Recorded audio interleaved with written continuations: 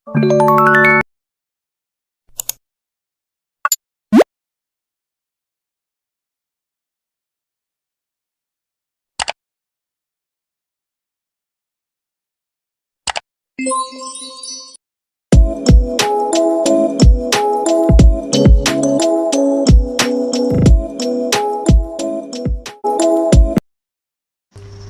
issue that we are planning to explore is about self-harm. What is self-harm?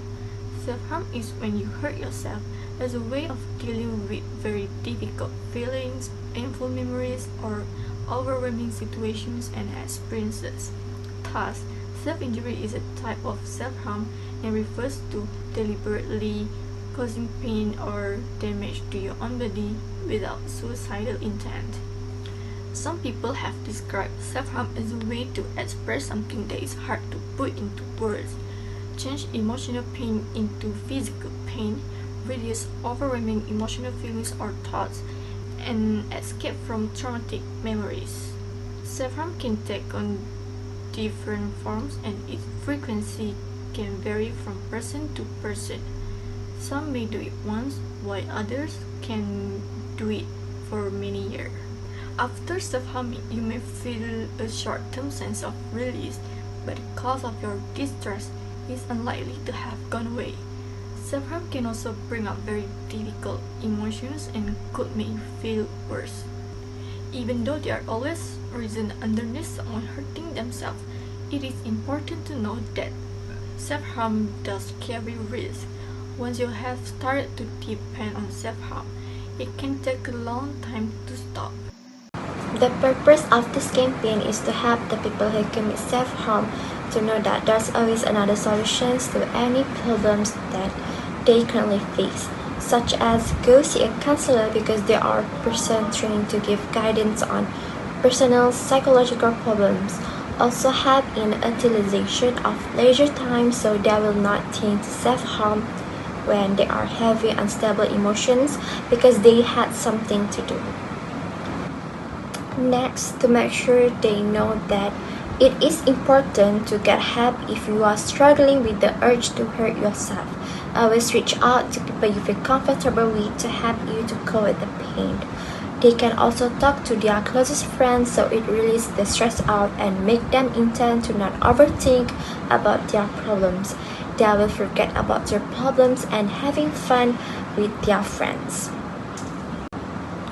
The third one is it is very important for us to realize that this act of self-harm occurs in every age group of human beings. Everyone can commit self-harm without a specific age group of humans. Self-harm can happen to anyone without we realize. It's a common awareness for people to know so they could monitoring their loved one, especially in this pandemic. People get stressed over money to survive because a lot of people get fired. Why do we choose self-harm?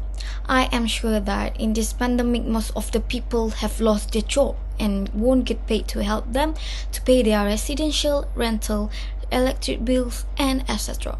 Also, young people mostly are likely having an unhealthy relationship with their parents or family since they can't go out due to this MCO, as known as Movement Control Order. This situation leads them to be more depressed. The target audience. Anyone can be affected, but most who do this are someone who experience of a mental health disorder. This might include depressions, anxiety, borderline personality disorder, and eating disorders. And being a young person who is not under the care of their parents, or young people who have left a care home, and lastly, having been bereaved by suicide.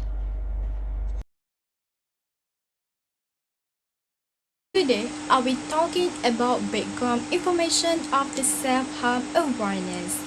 It was Self-Injury Awareness Day, SIA, also known as Self-Harm Awareness Day, is a grassroots annual global awareness event or campaign on March 1.